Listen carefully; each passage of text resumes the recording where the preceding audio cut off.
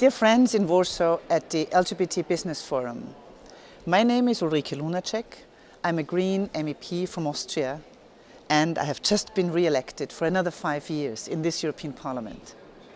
I've also been co-president of the LGBT Intergroup during the last 5 years, and as you receive this message, we're in the process of setting up the LGBT Intergroup for the next 5 years. I'm very sorry I cannot be with you today, but that's why I'm sending you this video message here from the European Parliament. First of all, let me congratulate you on organizing this LGBT Business Forum event. Because indirect and direct discrimination in the work floor are still a problem. As we spend up to 40 hours or even more, up to 40 hours a week or even more at work, it is highly important to tackle this.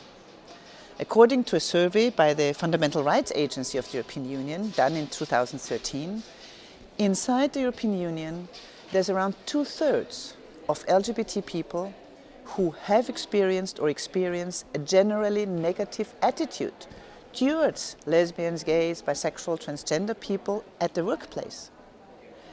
And an overwhelming 72% of us, lesbians, gay, bisexual, transgender, have hidden their sexual orientation or gender identity at work in some way over the last 5 years.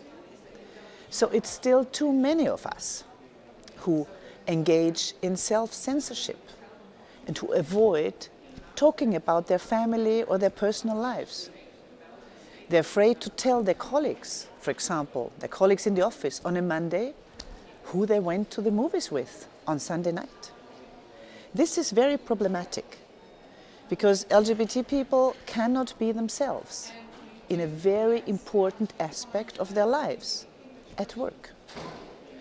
So being afraid or feeling the need to hide an important aspect of your life, this has been shown to affect well-being and ultimately, in a company, productivity.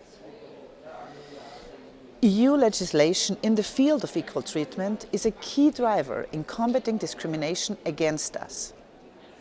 It makes the work floor a safer space, as one cannot be fired anymore for his or her sexual orientation or gender identity. And EU legislation ensures that mechanisms exist for obtaining justice in a case of discrimination. However, it is just as important to address indirect discrimination in employment, which arises from seemingly neutral provisions which actually discriminate against lesbians, gays, bisexual and transgender people.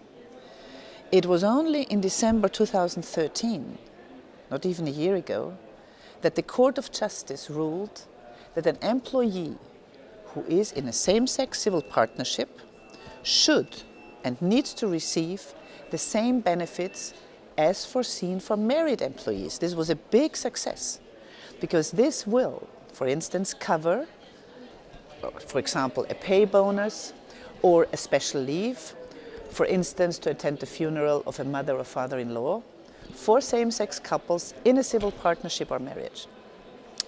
Many companies already have realized that in environments that support diversity, employees will be more satisfied and, if you look at it from the company's point of view, also more productive. Together, I'm sure and I'm convinced that politics and businesses can truly move mountains for the acceptance of lesbians, gay, bisexual, transgender people and of overall respect for us in societies. As a result of both legal developments supported by the European Parliament and by bottom-up efforts coming from companies and from the work floor, the European Union is now the most advanced world region for lesbian, gay, bisexual and transgender people. Nowhere else in the world do we, because of our sexual orientation or gender identity, enjoy the same level of legal protection or actual safety.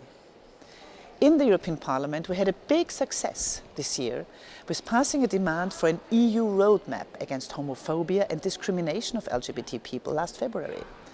It's widely known as the Lunacek report, since I have been the rapporteur for it. The next Commission, therefore, needs to follow the Parliament's demand to propose and develop such a roadmap. And you can be sure, together with my colleagues here in the European Parliament, and hand in hand with LGBT organizations and businesses, I will continue the work for LGBT equality, also at the work floor, because simply full equality must become a reality sooner rather than later. I wish you all a great event. All the best. Bye-bye.